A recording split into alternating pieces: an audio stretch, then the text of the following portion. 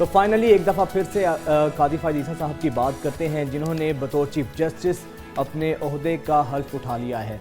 वैसे chief justice कादी फायद ईसा साहब की आमद से बहुत सी बातें इससे पहले भी हो रही थी कि ये आइन और कानून की हुक्मरानी पर यकीन रखते हैं। अच्छा, इनका जो जेस्चर है ना वो बड़ा ज़बरदस्त है।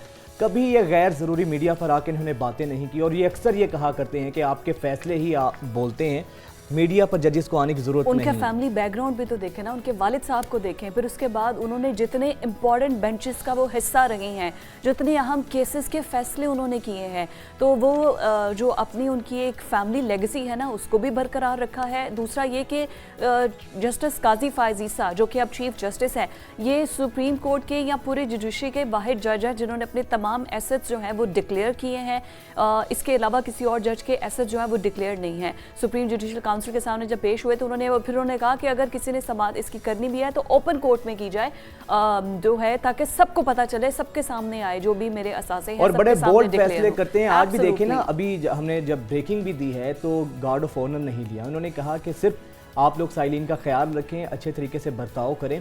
अच्छा, इनके जेस्चर हैं। फिर सबसे बड़ी चीज जो कल जो काफी डिबेट का हिस्सा भी रहा, पहली दफा ऐसा हुआ है कि किसी भी चीफ जस्टिस ने जब अपने ओहदे का हल्फ उठाया है तो उनके साथ स्पेशल उन्होंने अपनी अहलिया को बुलाया। ये फुटेज भी आप देख सकते हैं, फुटेज चलेगी उसमें देखिएगा कि उन्होंने अपनी अहलिया को अपने साथ खड़ा करके हल्फ लिया है। और इसका बहुत सी बहस हो रही है कि तासुर देने की कोशिश किया है। इसका मैसेज क्या गया है? आप ये नहीं, मैसेज क्या आप ये देखें कि उनकी अचीवमेंट में उनकी वाइफ का भी तो बहुत बड़ा हाथ है। आपको याद है कि जब इन पर रोजाना हेयरिंग होती थी तो कैसे सरीना ईसा अदालत में आती थी और अपने जब एसेट्स डिक्लेयर करने थे साथ साथ थी ना, वो टफ टाइम अगर काजी फायद ईसा ने देखा है तो उनकी अहलिया ने भी तो देखा है ना। फिर तब ये क्यों नहीं कहते थे कि वो क्यों आती है? पैगाम दिया है कि मेरी अहलिया मेरे साथ ही हैं, वरना इससे पहले जो मखसूस सियासी जमातें थी एक दो तो वो बहुत ज़्यादा उन्होंने इनको कंट्रोवर्शियल करने की कोशिश भी की और इनकी अहलिया पर बहुत ज़्यादा तनकीद की। लेकिन ये जो हल्फ में लेकर पहली दफ़ा ऐसा हुआ है, क्योंकि रिवायात चेंज हुई हैं। चीफ जस्टिस साहब हल्फ ले रहे हैं और उनके साथ उनकी अहलिया खड़ी है, बट फिर भी जो कानूनी माहिर है करने की जरूरत नहीं है। I mean this is a good gesture. नहीं, बहुत अच्छा गेस्चर है, इसको अप्रिशिएट करना चाहिए। इसमें बात नहीं है, इसमें कोई यार नहीं है, बिल्कुल भी ये गलत बात नहीं है। और ये बड़ा अच्छा है ना, मतलब दिस इज रियली नाइस। इसी पर बात करने के लिए मियां दाऊद एडवोकेट लॉ एक्सपर्ट हमारे साथ मौजूद हैं, उनको प्रोग्राम में वेलकम करते हैं। Welcome to news morning. मुझे ये बताइएगा मियां साहब, जस्टिस काजी फायद ईसा के आने के बाद, क्योंकि सबसे पहले उन्होंने कहा है कि प्रैक्टिस एंड प्रोसीजर का फैसला होगा तो उसके बाद पता चलेगा बाकी तमाम केस की हेयरिंग कैसे होगी, तमाम अदलिया, तमाम लॉयर्स, कितनी पॉजिटिविटी आई है इनके हल्फ उठाने के बाद? और इनके लिए चैलेंजेस क्या होंगे? पहले 5 अगर चैलेंजेस की बात की जाए। देखिए, chief justice Pakistan mister justice Qazi Faez Isa, ये जो सबसे पहला चैलेंज है वो अपने घर को इन ऑर्डर करना पहला चैलेंज जो है उसे करना चाहिए। क्योंकि अगर पाकिस्तान का जुडिशियल सिस्टम जो है और जुडिशरी जो है वो इन ऑर्डर हो जाती है, वो दुरुस्त तरीके से काम करने लग पड़ती है, तो पाकिस्तान के 70 से 80% हर तरह के मसाइल जो हैं वो खुद ब खुद जो है वो दुरुस्त होना शुरू हो जाएंगे। ये सबसे पहला चैलेंज है। और दूसरा चैलेंज ये है कि पाकिस्तान के अंदर आइन और कानून की सही मानों के अंदर बालादस्ती को यकीनी बनाने के लिए chief justice Pakistan mister justice Qazi Faez Isa साहब को जो है वो काम करना पड़ेगा। तीसरा चैलेंज जो है वो सुप्रीम जुडिशल काउंसिल को फाल करना पड़ेगा, ताकि जिन जजेस के खिलाफ सुप्रीम जुडिशल काउंसिल के अंदर रेफरेंसेस पड़े हुए हैं, शिकायत पड़ी हुई हैं और उन जज साहबान के ऊपर मुख्तलिफ नौइयत के इल्जामात हैं, उन रेफरेंसेस का फैसला करना पड़ेगा। चाहे उन रेफरेंसेस को खारिज किया जाए या उन रेफरेंसेस को समाअत के लिए मुकर्रर करने के बाद उनके ऊपर जो भी सुप्रीम जुडिशल काउंसिल कार्रवाई समझे वो उसके ऊपर करें। चौथी जो सबसे बड़ा चैलेंज है वो आला अदलिया के अंदर और सुप्रीम कोर्ट के अंदर बिलखसूस जजेस की तैनाती का एक मेयार तय करना है। ये पाकिस्तान की गुज़श्ता 75 बरसों से बदकिस्मती रही है कि पाकिस्तान के अंदर आला अदलिया में जजेस की तैनाती का तरीकाकार ही कोई नहीं है।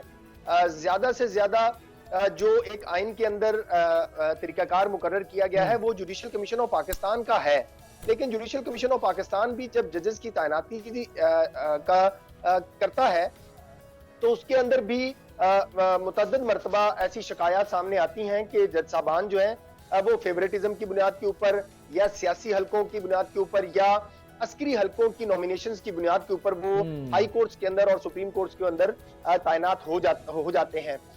जिस इस्लामाबाद हाई कोर्ट के साबिक जज हैं शौकत अजीज सिद्दीकी साहब, उनका एक इंटरव्यू रिकॉर्ड के ऊपर है कि सुप्रीम कोर्ट के अंदर एक जज साहब की तैनाती जो है वो जो साबका मिलिट्री एस्टैब्लिशमेंट थी उनकी बदौलत हुई, सियासी वाबस्तगियों की वजह से होती है। मेरे ख्याल में chief justice Pakistan mister justice Qazi Faez Isa साहब के लिए चौथा सबसे बड़ा चैलेंज ये है कि जो आला अदलिया के अंदर जजेस की तैनाती का तरीकाकार है वो मेरिट की बुनियाद के ऊपर होना चाहिए, ओपन होना चाहिए, शफाफ होना चाहिए। अच्छा मियां साहब, ये तो वो चैलेंजेस थे जिनका आपने जिक्र किया। अब वकला कम्युनिटी की एक्सपेक्टेशंस क्या हैं, तो कुआत और उम्मीदें कितनी हैं काजी फाइज ईसा से? देखिए, सिर्फ वकला कम्युनिटी को ही नहीं, पूरे पाकिस्तान को chief justice Pakistan mister justice Qazi Faez Isa साहब से तवक्कुआत हैं, और तवक्कुआत ये है कि पाकिस्तान के अंदर जो आइन और कानून की बालादस्ती है वो सही मानों में नजर आनी चाहिए। ये नहीं होना चाहिए, ऐसे इल्जामात नहीं लगने चाहिए जैसे माजी के चीफ जस्टिस साहबान के ऊपर लगते आए हैं। बिलखसूस आप साकिब निसार साहब के दौर से लेकर उमरता बंदयाल साहब के दौर तक ले लें, उनके ऊपर मुख्तलिफ तरह के इल्जामात जो हैं वो अखलाकी बुनियादों के ऊपर, कानूनी बुनियादों के ऊपर और जो दूसरे मामला जो हैं वो उनके एतराज़ात लगते आए हैं। इसलिए हम वकला ये समझते हैं कि चीफ जस्टिस पाकिस्तान को अपना पाकिस्तान के अंदर आइन और कानून की बालादस्ती और इंसाफ की फराहमी का जो उनके इक़दामात हैं, उनके जो फैसले हैं वो होते हुए नजर आने चाहिए पब्लिक को। उसकी वजह ये है कि मिस्टर जस्टिस काजी फाइज ईसा के साथ के खिलाफ जब सुप्रीम जुडिशल काउंसिल में रेफरेंस आया था तो पूरी कौम बिला तफरीक, पूरी कौम जो है वो मिस्टर जस्टिस काजी फाइज ईसा के साथ खड़ी हुई थी। पूरे पाकिस्तान की वकला कम्युनिटी जो है वो काजी फाइज ईसा साहब के साथ खड़ी हुई थी, सिर्फ इस वजह से कि मिस्टर जस्टिस काजी फाइज ईसा साहब जो है वो एक ऐसे खानदान से ताल्लुक रखते हैं, एक ऐसी उनकी एक शोहरत है बतौर जज और वकील कि उनका दामन जो है वो हमेशा पाक रहा है, उन्होंने हमेशा आइन और कानून की बालादस्ती के लिए काम किया है। तो इसलिए वकला जो है वो मिस्टर जस्टिस काजी फाइज ईसा साहब के साथ खड़े हुए थे और अब भी वकला जो है वो मिस्टर जस्टिस काजी फाइज ईसा के शाना बशाना खड़े होंगे अगर मिस्टर जस्टिस काजी फाइज ईसा जो है वो अपने अदारे को मजबूत करने के लिए, अदलिया को मजबूत करने के लिए, आइन और कानून के मुताबिक फैसलों की दाग बेल डालने के लिए काम करते हैं। तो वकला जो है वो chief justice Pakistan mister justice Qazi Faez Isa के साथ खड़े हुए नजर आएंगे। हम ये तवक्को करते हैं कि पाकिस्तान के अंदर जो निज़ाम अदल है जिसमें बिलखसूस जजेस की तैनाती का तरीकाकार है और जजेस के जो मिसकंडक्ट के मुर्तकिब होते हैं, जिन जजेस के अंदर कैपेसिटी का बहुत ज्यादा जो है वो बहरान है, उन जजेस के खिलाफ कार्रवाइयां और अपने अदारे को शफाफ तरीके से चलाना जो है ये हम तवक्को करते हैं कि मिस्टर जस्टिस काजी फाइज ईसा जो है वो ये करेंगे। और हम वकला सबसे बड़ी तवक्को ये करते हैं कि मिस्टर जस्टिस काजी फाइज ईसा अपना और अपनी अदालत का वक्त जो है वो सियासी और इंतजामी राइट। मियां साहब, आपने जितनी बातें कही हैं वो एब्सोल्युटली अग्री विद यू, आप सही कह रहे हैं, लेकिन अब ये देखें कि जस्टिस काजी फाइज ईसा पर एक बहुत बड़ी जिम्मेदारी भी ये आयद होती है जो हम जिस हैं, जो एक तासुर है, इसको जायल करना है। क्या वो इसमें कामयाब हो पाएंगे, आपको लगता है? देखिए, जायल कर पाएंगे नहीं, उनको जायल करना चाहिए।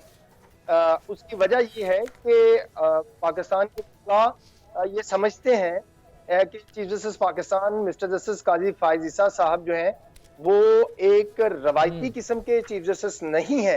हाँ। उनकी नजर के अंदर तमाम जजेस जो हैं वो बराबर हैं और जब बेंचेस की तश्कील होगी और आप देखेंगे कि जब बेंचेस की तश्कील होती हुई नजर आएगी तो उसमें chief justice Pakistan mister justice Qazi Faez Isa तमाम जजेस जो हैं उनको उनकी सीनियरिटी के हिसाब से इक्वली ऐसे बेंचेस तश्कील देंगे कि कोई शख्स जो है वो इसके ऊपर उंगली नहीं उठा सकेगा। मेरे समेत जो वकला चीफ जस्टिस काजी फाइज ईसा को बड़े करीब से जानते हैं वो ये दावा कर सकते हैं कि चीफ जस्टिस पाकिस्तान काजी फाइज ईसा साहब जो है उनके साथ भले माजी के अंदर किसी ने जैसा भी सलूक जो है वो किया हो बतौर जज या बतौर हुकूमत, लेकिन जब वो मनसब संभालेंगे तो वो अपना माजी जो है वो अपने फैसलों के ऊपर असरअंदाज जो है वो नहीं होने देंगे क्योंकि जो फैसले हैं वो किसी भी तासुब से जो है वो पाक होने चाहिए।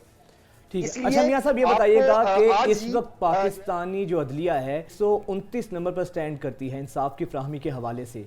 ये जो साख है अदलिया की, क्या काजी फायद ईसा अदलिया की साख को बेहतर कर पाएंगे? जी बिल्कुल कर पाएंगे, इसमें कोई इसमें किसी को कोई शक होना ही नहीं चाहिए कि chief justice Pakistan mister justice Qazi Faez Isa जो है वो अदलिया की साख को बेहतर नहीं कर पाएंगे। उसकी वजह यह है कि हमें थोड़ा सा इसको इस तरीके से देखना पड़ेगा कि मिस्टर जस्टिस काजी फायद ईसा के पास 1 साल और 1 माह की जो है वो मुद्दत है।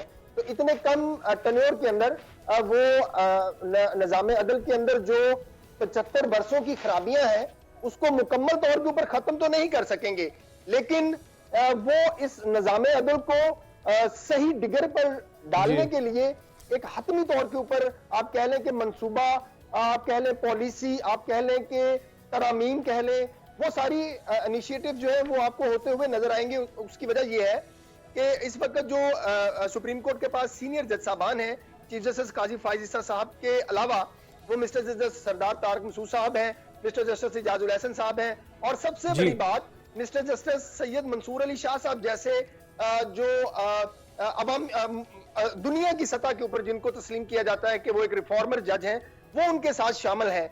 और मिस्टर जस्टिस सैयद मंसूर अली शाह साहब जो है वो इस हवाले से शोहरत रखते हैं कि पाकिस्तान के निज़ाम अदल के अंदर किस तरह से बेहतरी लाई जा सकती है। उनका ट्रैक रिकॉर्ड जो है वो बहुत ही शानदार है। ठीक है, बहुत शुक्रिया मियां दाऊद साहब आपका, और अल्लाह करे जिन उम्मीदों और तवक्कुआत का आप इजहार कर रहे हैं काजी फायद ईसा साहब से, तो हम सबकी दुआ है कि बतौर चीफ जस्टिस काजी फायद ईसा साहब जो हमारी अदलिया की साख है उसको भी बेहतर कर पाएँ। यकीनन चैलेंजेस तो बहुत ज़्यादा हैं, लेकिन जिस तरह इनका माजी है काजी फायद ईसा साहब का और उनकी जिस तरह की शख्सियत है, ये उम्मीद तो पैदा होती है कि कम अज़ कम आम आदमी के जो इशूज़ हैं ना उनको एड्रेस किया जाएगा और अदलिया में जो इख्तलाफात हैं वो भी ख़त्म हो सकते हैं।